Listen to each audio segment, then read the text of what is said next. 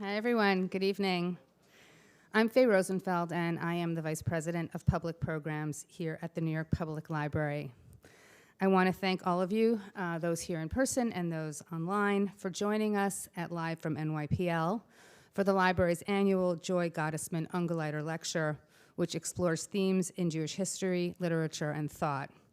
A special thank you to the Dorot Foundation and the family of the late Joy Gottesman Ungeleiter for their generosity in making this series possible.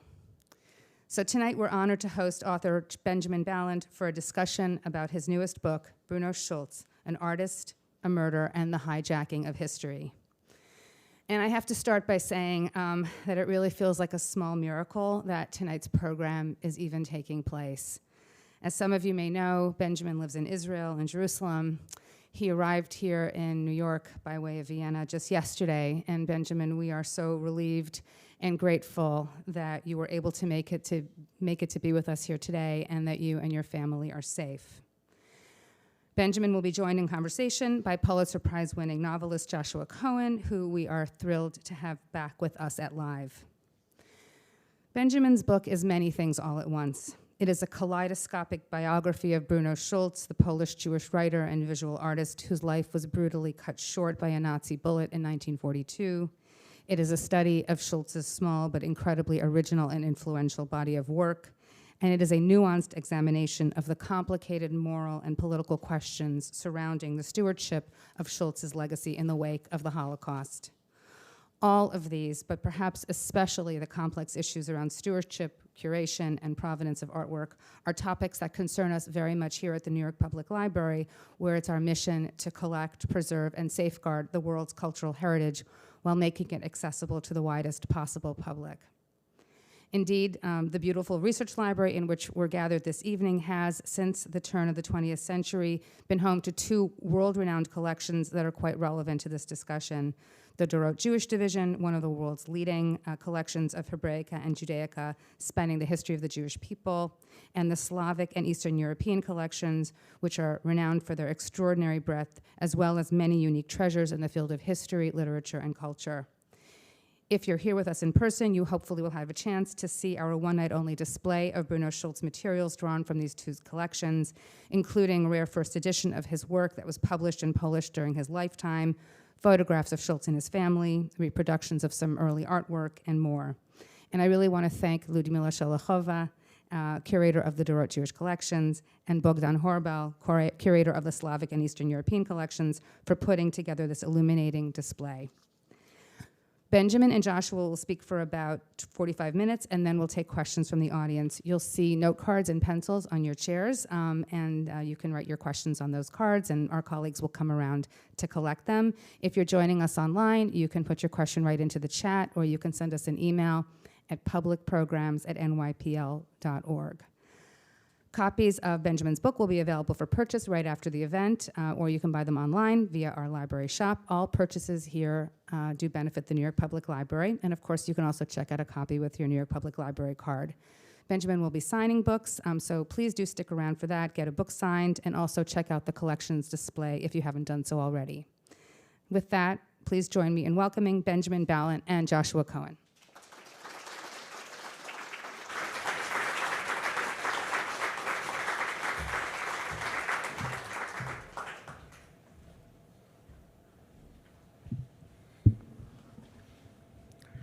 Hello. Thank you for coming. It's an honor to be here and talk about Benjamin's book and about Bruno Schulz. And I think we should maybe begin with, because everyone knows who we are, right? Who was Bruno Schulz? I'll put up some. Who is Bruno Schulz? First of all, thank you all for being here under difficult circumstances for all of us. I feel like Schulz naturally brings up some of what we're all feeling in these days, of how we're all grieving and mourning in one manner or another, and somehow the resonance and the echoes of traumas past, whether it be in 1973 or 1943, seem to be bubbling up into the present. And that's the case, I think, also with the story that we'll be telling tonight about Bruno Schulz. Bruno Schulz was a master of the Polish language. He was also a brilliant graphic artist, as we'll talk about. He somehow distilled the imagination of childhood, of childlike wonder in his stories. The way I think of it almost is that where some other authors will use childlike wonder in their narrative strategies, Schulz condenses that to a kind of thick syrup. So I think of him as one of the great imaginative artists of the 20th century. Isaac Bashevis Singer, also from Poland, once said that Bruno Schulz wrote sometimes like Proust, sometimes like Kafka, but reached depths that neither of those writers reached. Yeah. And I think that he is known at least now as the author of 2 volumes of stories. And I think it's one thing that I think about when I think about Schulz, which I try not to be honest with you, because he is an overwhelming influence, right? He has a style or a number of styles that it's very difficult to defend yourself against as a writer. You kind of surrender to it. And to read Schulz is to know that in the next 3-4 days afterwards, you're going to find yourself committing faux Schulzian sentences.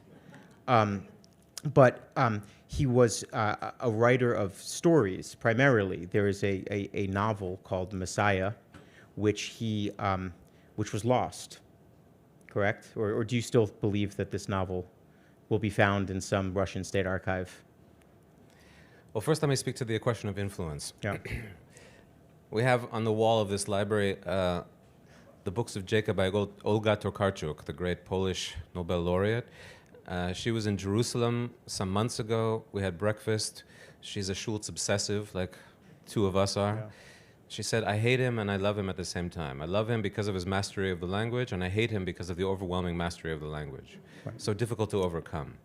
And Schulz has become sort of a tutelary spirit for all kinds of writers in various languages. We'll talk about Schulz's afterlife, including, from Philip Roth to Cynthia Ozick, all the way down the line. But you were just the Singer line you were quoting is from the Roth talk that he had with Singer about Schulz, which is funny to begin with because it's Roth being like, let's just find the guy who was in Poland who might know something about someone else who lived in Poland, and but one thing that Singer, who was sort of entertained or enjoyed entertaining Roth for that interview, one point that he makes is what it meant to write in Polish at that time. And he kind of rattles off a list of writers who are Jewish writers who wrote in Polish in a way to prove how Polish they were, or perhaps the content of their work was was deracinated in a Jewish sense, but was trying to reach the heart or the mainstream of a Polish reading public or a Polish intelligentsia. And one of the points he made was how odd Schulz was, because Schulz is writing in Polish, but he's writing not to prove that he's not who he is. And that's a very it was an interesting position, I think. And I wanted to kind of ask you about, when you say, linguistic master, Polish, he's living in the town of Drobic, which was Poland then, Ukraine today, which was a fantastically diverse and multicultural town. And that the town becomes as much as kind of character in the book, at least in the early parts of your book, as Schulz himself. And tell us about Drobic a little bit, kind of set the scene.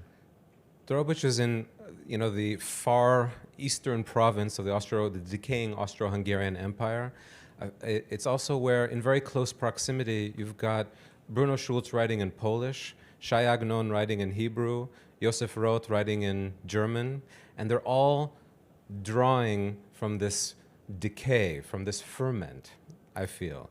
And it's no coincidence that they're all doing so in this province of Galicia, which, you know, if you're from Vienna, you sort of, this is the borderlands. This is, but if you're from Drohobych, as Bruno Schulz was, you're writing from the margins, and the margins are where you look out from. So there's a certain marginality built into being from Galicia to begin with. Drohobych in particular was sometimes called 1.5 cities because in the perception of its population, it was 1/2 Jewish, 1/2 Polish, 1/2 Ukrainian. Mathematical impossibility notwithstanding, it had an extremely rich Jewish life. I came across Zionist leaflets, Zionist groups were very active, youth groups, Hasidic groups, every possible permutation of Jewish life. And then you have the fact that Galicia is an oil basin. So Bruno Schulz's older brother, who helped support him, was an oil executive. I went to Drohobych in November 2020. Every 2 years, there's something called a Bruno Schulz festival there, which draws all the members of this obsessive cult together. They call themselves Schulzoids or Schulzologists sometimes. I met, for example, the Japanese translator of Bruno Schulz who learned Polish for this reason. Olga Tokarczuk has been there several times. David Grossman, the Israeli novelist, has been there a number of times. Who wrote a book kind of based on whose book, Schulz. See Under Love, which I regard as his masterpiece. The central portion of that is dedicated or retells the story of Bruno Schulz. But I also met there a Ukrainian researcher named Lesia. She'd been writing about the petroleum business in this particular part of Galicia. And she came across newspapers from around the time of the First World War. And it turns out that these petroleum newspapers had literary sections. They were publishing fiction. And she came across a story called Undula. Undula is a female character in Bruno Schulz's graphic art. She's never appeared in his stories. Turns out this was a long-lost short story, the first ever published, in fact, by Bruno Schulz under a pseudonym, probably because of its heavy eroticism. He wanted to write it under a pseudonym and not embarrass his reputable older brother. Right. So that, in a word, is Drohobych. It had the largest shul, largest synagogue in Galicia. It's a glorious place which was restored in 2018. It's where Menachem and Eliza Begin, for example, stood under the marriage canopy of the chuppah. Extremely rich history. And that rich history also reflects itself in his graphic work, which is full, and this is a way of circling back to another part of your question, which is full of messianic longing. Yeah. It's not just that he's writing a novel under the title The Messiah. It's that messianic longing is depicted in his etchings of groups of Jews in Drohobych standing around a well or around a Passover Seder table awaiting the Messiah. And I think that there's some deep messianic longing in what he's doing. Yeah, I mean, I think there's this in Schulz. There's this coexistence between a very high spiritual messianic longing, and then these very particular mundane details. Like the dust in the corner, the sort of bric-a-brac that you would find in a basement or curio shop or an attic, right? And he's constantly going between this. It's not just low and high. It's between salvation and then the neglected, disused things. I want to say that this town that you wonderfully described, this boom town, in a very diverse boom town, he is the high school art teacher, right? That's how he earns his living.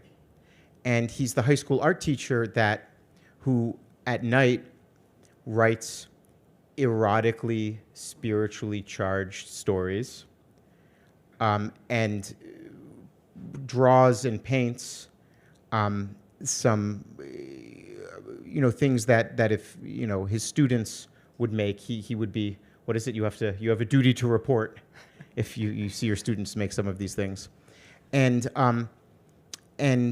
I think we should show some of, if we can, right? Show some of it, and then talk about how that graphic impulse really led to his fate during the war. Well, this is the sole surviving painting of Bruno Schulz. It's called Encounter. There's a copy of it in one of the books in the display cases outside this room.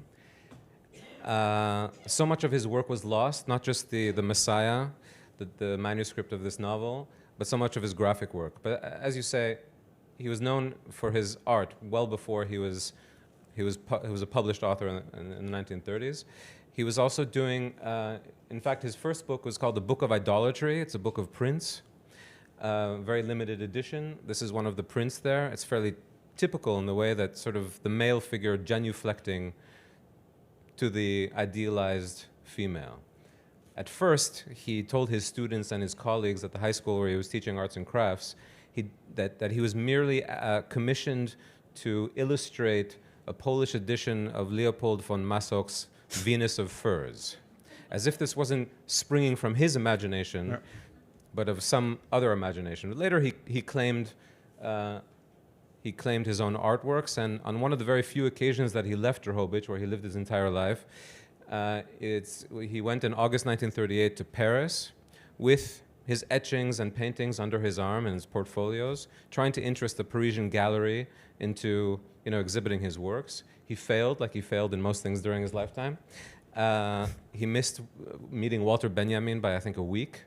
But this goes to the visual side of Bruno Schulz's imagination. And so he has published 2 sets of stories, essentially, and this is now the Nazi occupation of Drohobych, and there's the SS commander sort of in charge of the district is a man named Felix Landau, right? And I always wondered what that relationship was. I'm saying before, reading the book, and he was a person who sort of sets him up as, he becomes Schulz's patron. He essentially says, hey, I like your work.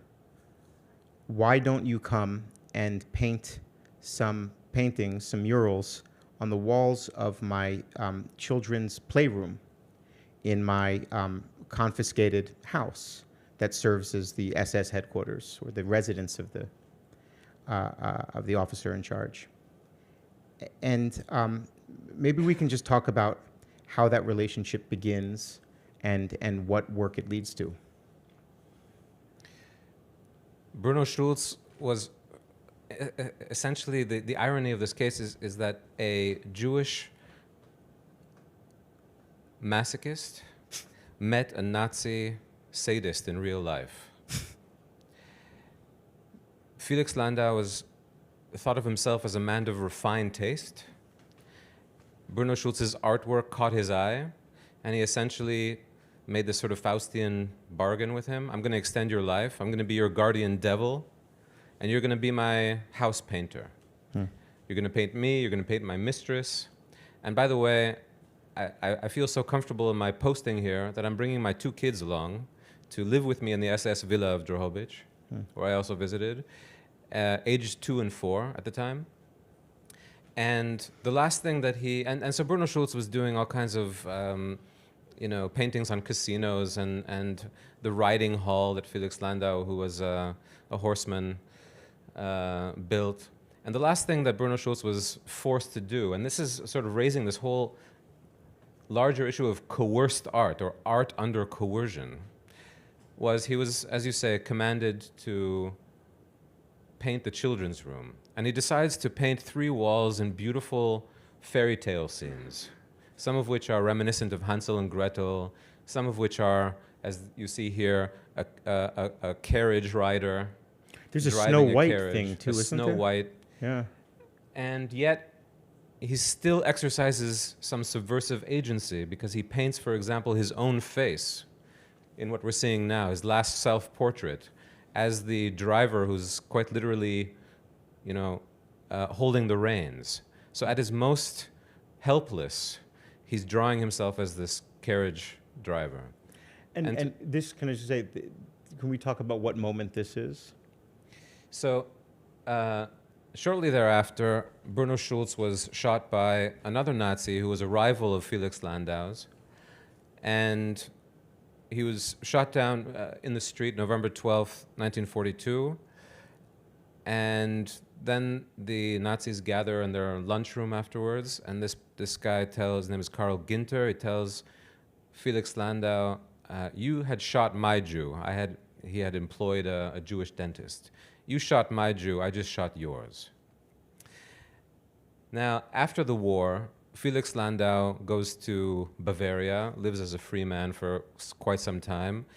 Not coincidentally, his job is as an interior decorator. Yeah. And in 1945, Drohobych and this part of Galicia becomes part of Western Ukraine. The SS Villa is separated into 5 different apartments, apportioned to kind of, Ukrainian apparatchiks.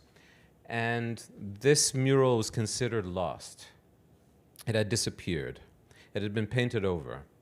Fast forward to 2001, a pair of German filmmakers from Hamburg thought that they had discovered the room where it might be. That room was now the kitchen pantry of an elderly Ukrainian couple who had no idea of what treasures their apartment was hiding. And so one of the real kind of early charms in this book is just this couple, the Kolushkis, is it there, right? Where they, over the years, they have these people knocking on their door.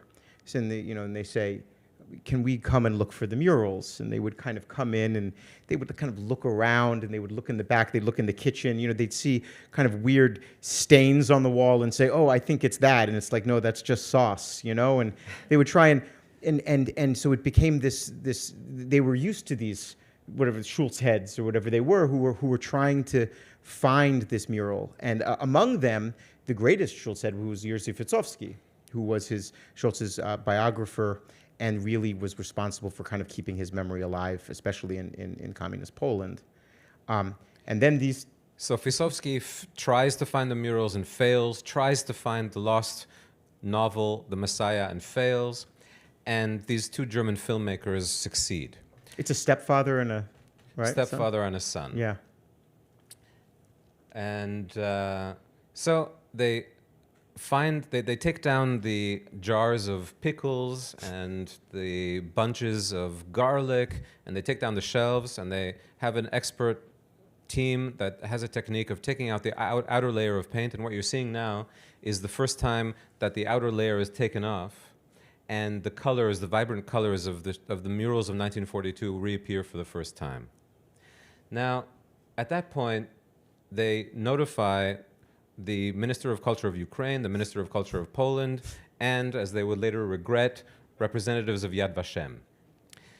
I interviewed the filmmaker, the son, who told me that he was in Jerusalem 3 months later, after the discovery, in a meeting with representatives of Yad Vashem, trying to discuss what to do with these murals. There was an idea that they were going to make this a Bruno Schulz museum at the site. And he had left the museum to take a phone call. And the phone call was somebody from Drohobych saying, they took them. And what had happened the previous night, this is in 2001, was a team of 3 Israelis, 1 from Yad Vashem and 2 Mossad, had gone to Drohobych, taken a night to chisel out 5 fragments of these murals with the plaster all the way down to the brick wall.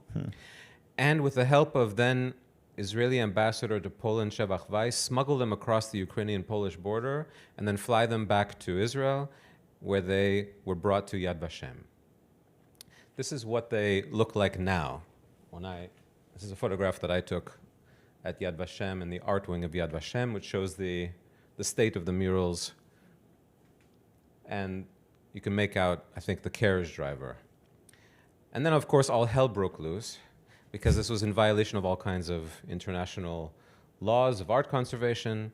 And Yad Vashem could not display these publicly for 8 years as the negotiations were going on. And finally, after 8 years, they reached an agreement with the government of Ukraine. And it just so happened that the first visitor to Yad Vashem, after that agreement was signed, was then Secretary of State Clinton, and this is her being brought to see the last murals of Bruno Schulz. Yeah. I mean, I wanted to to talk about this part of the book, which is, there are these certainly an entertaining and thriller element to this, to the way that you present it, and it's also a way that's very consonant with the way that you present the actual fate of Bruno Schulz and the mystery surrounding the initial mystery surrounding his death. But I spoke to you earlier about it. 2 nights ago, right? We see after the reports go out of this bombing at a hospital in Gaza, we see people take to the street. And I'm watching in Tunis the Al-Hammam synagogue, which had already been attacked a few times in the last few years. And I see video of a guy trying to chisel out the wall, the memorial plaque of a rabbi, Rav Yosef Maravi. He's buried there. He was a student of Yosef Karo's, and he has a memorial plaque in this synagogue, and he's trying to chisel it out of the wall. And we go back to the events of a few weeks ago, and walls and their permeability, and then I wanted to kind of ask you about how some of the judgments of this book feel now, right? There absolutely is a real critique always to be made of the way that Israel feels incumbent upon itself to speak for the diaspora. But then, and me as much as anyone else has criticized that at times. And then there are moments when you feel, well, who else will speak for anyone? And I wanted to ask how some of that feels now. It feels to me more poignant in the sense that for me, this story, the afterlife, especially of the murals of Bruno Schulz, goes to the very heart of how Jerusalem and Israel conceive of themselves, which is to say, not just as a refuge for the ingathering of exiles, but as something for to attract and to protect and to give safe haven to material culture. This was the driving force, I think, in the, so to speak, repatriation of Schulz to a place where he never set foot. This was also the driving impulse for why the manuscripts of Franz Kafka ended up in the National Library of Israel, something I've written about elsewhere. In both cases, Jerusalem sees itself as the culmination of a story that began elsewhere. These are both Kafka, also, quintessential diaspora writer, Schulz, quintessential diaspora artist. Neither of them were Zionist, neither of them stepped foot in Jerusalem, and yet there's a feeling that they belong through the centripetal force that Jerusalem exerts in Jerusalem as a safe haven. And it's exactly that which so many people in Jerusalem are feeling and questioning and deepening their engagement with as we speak, which is, okay, what about that assumption? Right. What about the assumption of this ingathering of people and of material culture and the feeling that they're best protected here of all places? No. So the idea that, it's interesting because Schulz and Kafka are excellent examples, not just because of the fact that those manuscripts and art resides in Israel, but because you've written about both of them, and you've written about very tangled legal cases in the case of Kafka, and diplomatic cases in the case of Schulz. So this Schulz case never went to the legal level; it was always diplomatic, right? So it's always interesting to me. Maybe because I like the idea of flattering myself, right? And then just like in the 2 minutes before you fall asleep of, you begin as a writer with this idea of who the hell will ever care about this thing, right? And then, hopefully before you die, you have this idea that maybe someone will care about it for, pretend to care about it for a few moments after I'm gone. And with both of these writers, it was about controlling their posterity, but not in a way that honors their life or their intentions, but talking about their posterity in a way that politicizes it, right? And I wanted to ask you how you felt then about writing about these, first of all, living in Jerusalem, writing about these two diasporists who have been claimed by Jerusalem, and then making a case for your own work within these constellations. Where does it fit? Well, both Kafka and Schulz resisted the temptations of belonging very strongly, in part because they were both from this multi-ethnic society, the Austro-Hungarian Empire, different parts of it. They both raised the question of how determinative language ought to be to belonging, which is to say, some Germans that I spoke to, it's absolutely clear that Kafka and his legacy belong in Germany because he is a German writer. And many people that I spoke to in Poland have the same sense. Schulz is someone that we read in high school. He's a master of the Polish language. It's obvious that he belongs in Poland. He never wrote in Yiddish, didn't know Yiddish. And that's part of the cultural conundrums that both of these figures raise for me. And the ways in which nations will use artists and writers for purposes of cultural legitimation, especially when those writers no longer have a say. In the case of Kafka, he famously wanted his works to be burned. So the fact that they exist at the National Library is a violation of his will right there. The fact that the Mossad took it upon itself to smuggle these things to Jerusalem is the same sort of. And then the question is one of, Yad Vashem, in defending itself, spoke of moral right. I was almost reminded of the language that was used for the abduction of Adolf Eichmann. It's the same kind of language. Another piece of Jewish property. Another piece of Jewish property. Yeah. Another person whose story began elsewhere and culminated, for better or worse, in Jerusalem. Yeah. The Schulz translated Kafka, correct? And it was a very early translation of Kafka. The first. It was the first into any other language. Okay. And what do you feel that he? What was the root of the attraction? Was it do you think he identified sort of another diasporist in a way? Because their language couldn't be farther apart. Kafka is this, various levels of parody and self-parody of a very legalistic, or at least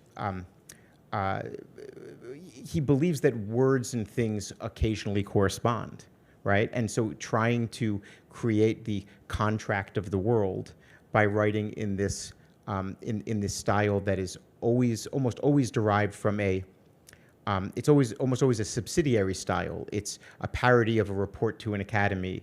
It's a parody of a legal brief. It's a version of a fable or a parable. And so his modes or his styles, to me at least, always had this self-consciousness of being a fallen mode. Whereas Schulz, I think, has no templates. And in fact, reading his sentences, there's a lot of, I have had the experience of sometimes being afraid for him of, this is going really well, don't screw it up, because the sentences are these layers of metaphors that really fall into one another so that you almost don't know whether the sentence is going to destroy its own meaning.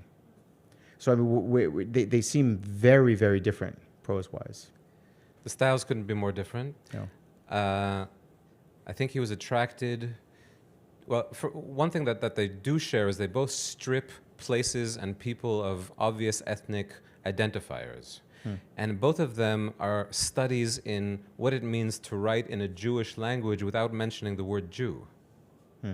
I think that Schulz was a deep reader of Kafka in that sense. Schulz never mentions the word Drohobich, right? But it's clear that his child narrator is wandering through these streets and imagining what they might be. I will say that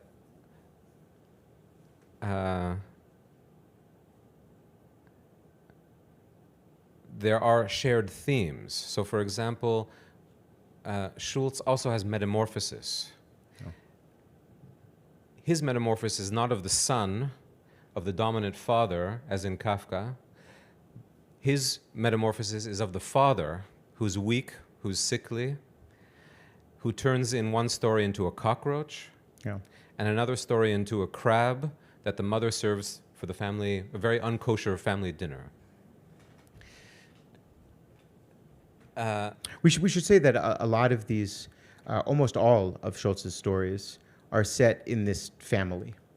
And this family takes on these mythic dimensions. There is a father who is sort of a hapless mad wizard who is constantly being reincarnated as different objects and eventually just sort of ends up raving with his tailor's dummies, in the attic. There's a mother who has a certain presence that is always overshadowed in terms of a female presence by Adela, who is the housekeeper, who is just this sort of walking sexual threat, throughout his stories, and so in a way, though he does venture outside of the house into the streets of Drohobych, it really is all contained within this interesting kind of glass dome, this hothouse. And I wonder, do you think that for him, this was, it's always the horrible question to ask, but is this the choice, or was this the inevitable, right? Was this the choice to delimit the world in this way, or was this sort of the only way he could write? I have the sense that it's under compulsion, that it's the only way he could write. I also have the sense that he didn't just write fiction, he was also deeply reflective about what it is to write fiction, somewhat like you, actually. So he's writing, for example, essays on myth. You mentioned the word mythic. And he's drawing deeply into the resources of myth, especially the myths of childhood.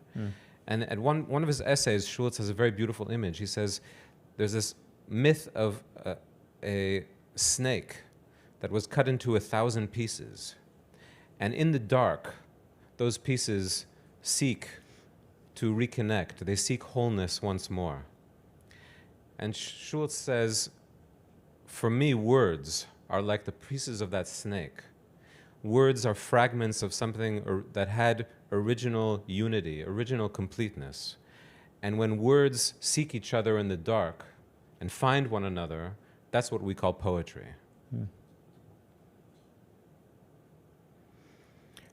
Yeah, I think that the one of the subjects, let's say, and it's a thing that kind of must be confronted, and the book does confront, which is that Schulz his reputation surely, truly earned and truly deserved, rests on these two books. A lot of the sort of, let's say, auxiliary interest, subsidiary interest in his career comes from the a horrific fact of his demise, the exact circumstances behind it, and the idea that this had been a career cut short, that this potential was becoming. And I always thought this was interesting because this was a person who had an opportunity to live in Warsaw and said, no, I stay here in Drohobych. And then there was this idea that if he had only lived, which is essentially to say, if there hadn't been a Shoah, which is a great counterfactual, right? That he would have produced this work and this work and this work and this work.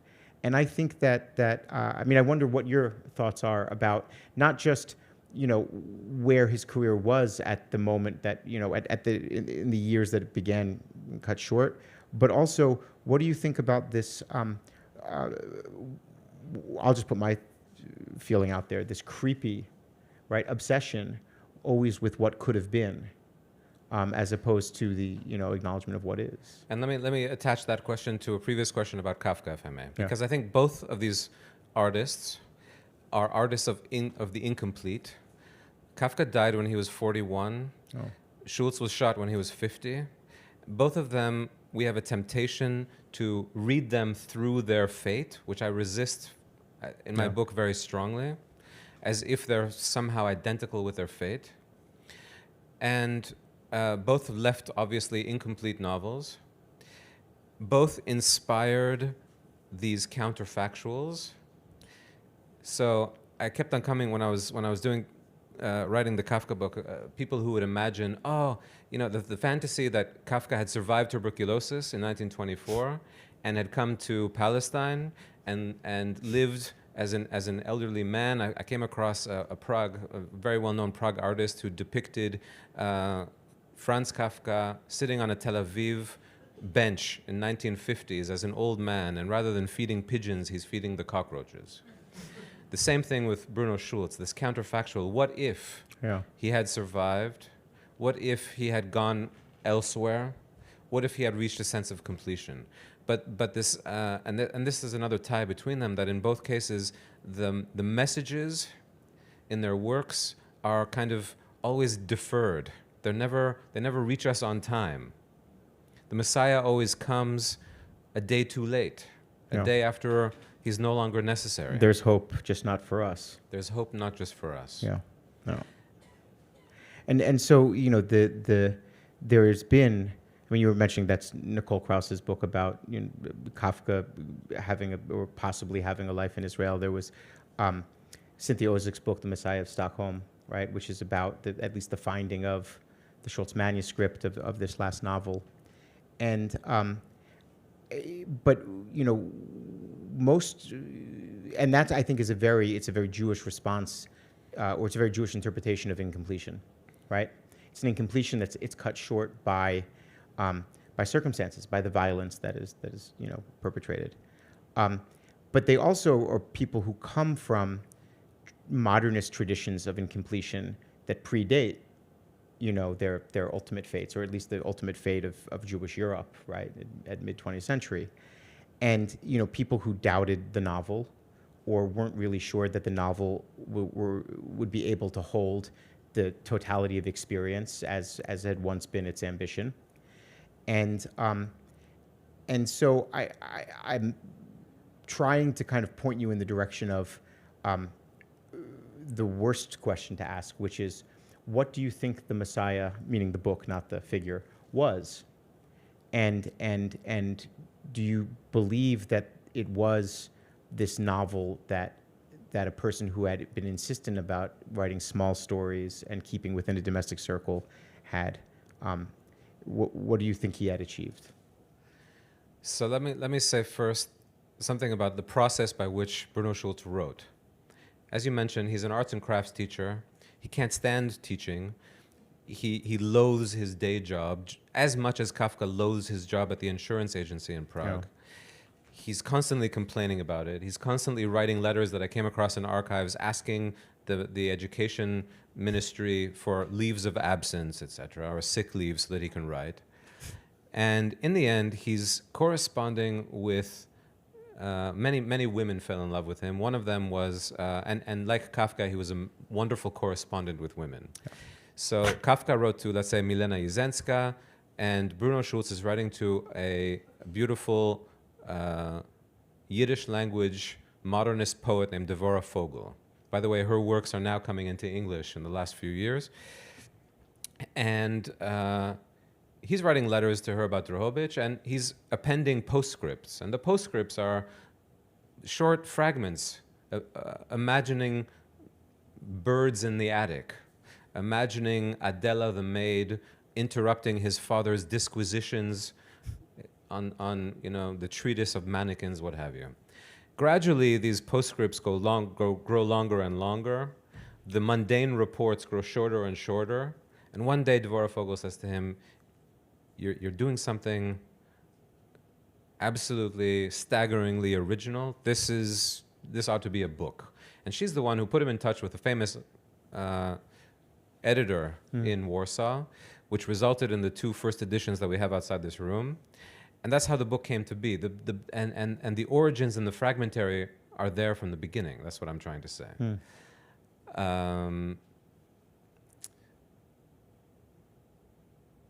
We have, back to your question about the Messiah, we know the first couple of lines of this lost manuscript. What happened was Bruno Schulz was forced with his family to go to the Drohobych ghetto during the German occupation, and he leaves some of his most precious things, including his paintings and including the single manuscript of his novel, with friends, Catholic friends outside the ghetto. Unfortunately, when he writes about it, he never names them, and then he's killed in 1942.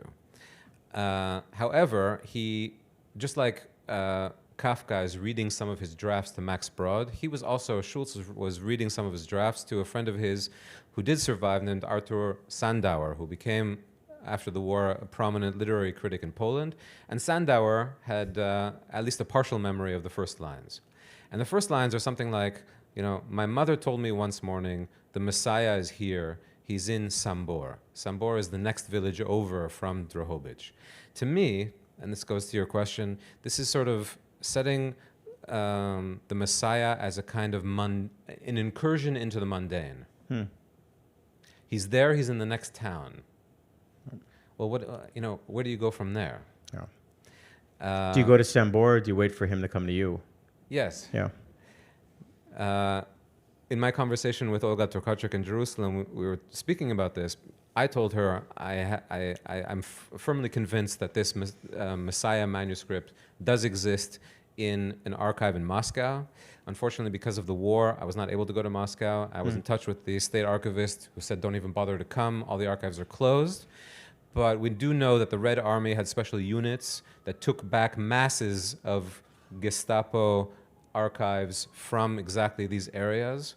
I believe that it's somewhere in some unmarked box in Moscow. But we were speaking about something else. We were speaking about this novel, where could it possibly go? And at one of the Bruno Schulz festivals, Olga Tokarczuk spoke, and she read the first lines of the Messiah, and she invited 8 other writers to then extemporaneously embellish and imagine where that story might go. And again, that's an invitation to the counterfactual. Right. I mean, I think that the one of the most interesting parts of this book, and this book really kind of following up, and even more so than the Kafka book, is a book that is structured very much in the spirit, right? The material of your book is very much structured in the spirit of its subject, right? Where there are these sections that provide possible fates and begin to debate these scenarios between each other. And I think that one of the elements of the book, which I recommend to everyone and will be for sale out there, is how much it brings into itself this Schultzian idea of multiple fates sort of coexisting at the same time. Because even while, the mystery, let's say, of Schultz's last days is something that you really deal with here, there's still the mystery of Schultz's posterity and the mystery of his influence. The way in which he remains so singular, of having founded no school, being inimitable in a very literal sense. There's no way to truly imitate him, and to have a set of aesthetics that, at least in my mind, they're not something that you can kind of truly apprentice yourself to, because they're so tied with the author's own connection to his childhood. Right? It's not being connected to a writer. To read him is like to be connected to another person's childhood. And yeah, so I recommend everyone check the book out. I was told there are questions somewhere. Look at this. Now we're gonna read this. You want to just pick one? Should I do this? Well, we just did this. What is the likelihood of finding the manuscript of the Messiah? He said 100%. It's on record. Wow, this one is. But Does the Messiah wish to be found? Does the Messiah wish to be found? This is good. In your remarks about ownership of Schulz, you don't address Ukraine, the country that now Drobich is in, and is in the midst of shoring up a multi-ethnic and civil identity, resisting the Russian invasion.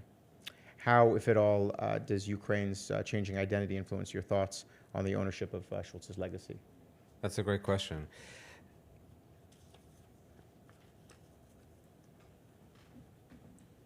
I'll put it this way.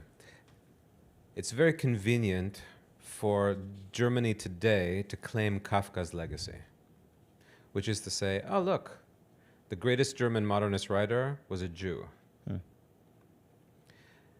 It's also convenient in certain ways for present-day Ukraine to claim Bruno Schulz, although his translations into Ukrainian were relatively late. When I was there, I got the very distinct sense that there's a kind of, among a certain kind of Ukrainian, a wistful nostalgia for the multi-ethnic past. For empire. Yes. Yeah. And multilinguistic past and the richness that no longer exists. There's an acute sense. Drobich is not far from Lviv. I had to fly into Lviv to get there. There's an acute sense in Western Ukraine, in particular, of what's now a monolithic present, and I can critique the monolithic present by invoking people like Bruno Schulz, Right. by invoking the multi-ethnic past. It's this similar dynamic in Poland today, which is another multilingual and multi-ethnic society. So it's let's say, useful in both of these cases to reckon with Schulz, to bring him into the present as a contrast to what has been and what is now a vanished world. You know, I was very interested in the version of this question as it pertained to Josef Roth, right? Where, who's from Brody, right? Which is not far from Drobich at all. And what I always thought was sort of interesting was that, there are people who, for every writer, there are the wrong people who like them. At least You feel that way. I totally. But there's always just, they're like, you can see, people can get together and they can agree that they both like the same writer, but there's every writer has a certain type that you just sort of want to say, no, you shouldn't like them. And in a way, Schulz can attract people who don't understand the darkness in him and see only a childlike, not in the way that children actually are, which is amoral to evil often, but a childlike in the sense of a wistful, in a sense of a truly innocent, right, perspective. Whereas Joseph Roth, and I tried to find out what is the relationship between Ukraine and Roth right now, or where does he land in the imaginary, in the current formulating itself Ukrainian imaginary. And what's funny is he's not there at all. And he's not there at all because his borderland is all thieves and whores, right? I mean, when he's writing about the border of the Austro-Hungarian Empire, and it's smugglers, tavern owners, prostitutes, corrupt officials, border guards who rob you if not kill you, right? And it's all about this idea of where empire, meaning like seeming order, gives way to disorder. And so it's been interesting to me to kind of also see what part of that multi-ethnic, multi-whatever past is embraced and what's rejected. And there's also a great deal of blurring of boundaries for Schulz, which Yeah. is to say between, we mentioned animate and inanimate, Yeah. between the virtuous and the demonic. All that is Yeah. and between the mature and the immature. He once said that his ideal is to mature into immaturity. We can do this now. What do you think are some of the difficulties of translating Schulz, especially into English, but really translating Schulz out of that Polish? How much of the original text do you think gets lost in the translation? And how different is the experience of reading it in another language? Schulz has been translated into English essentially 3 times. First in the 1960s 's by Selina Wieniewska. This was the version that Philip Roth made popular in his famous series Writers from the Other Europe. He was the one who brought Schulz into the public attention in this country, alongside writers like Danilo Kish and Kundera. But that has since, in my mind, been superseded by a few years ago a translation that preserves the snake-like sensuality of Schulz's sentences. That's by Madeleine Levine. And then, just as my book came out, coincidentally, a new translation by Stanley Bill at Cambridge also came out, which seeks, I think, in both of those cases, to push the boundaries of English elasticity, rather than in the 60s the trend had been, let's cut these Schulzian sentences down to size into more declarative things, right? And both of these, the Stanley Bill and Madeleine Levine, preserve the strangeness and of these coiling sentences. And just the freeness of their syntax, and yeah. I was looking at the Madeleine Levine translation, and it's that thing that I think that most Slavic languages can deal with more easily than English does, which is just sort of, just put a comma there. It's just put a comma there, and the next thing is not a dependent clause. It can be almost an independent sentence within it, but just put a comma there. And this speaks to a question that you had asked, which is sort of,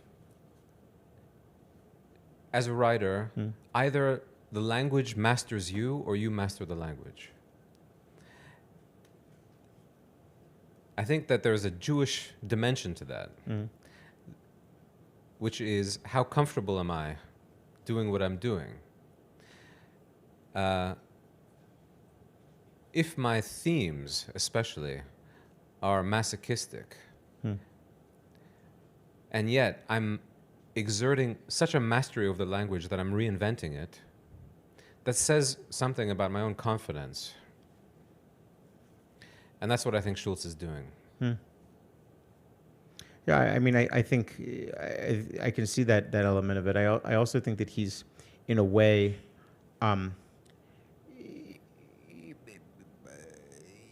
he has a lot more in common with certain poets of that era, in that he's being led by sound often, and he's being led by the sort of the suppleness of his syntax. And there isn't, with the exception of the sort of high modern tradition in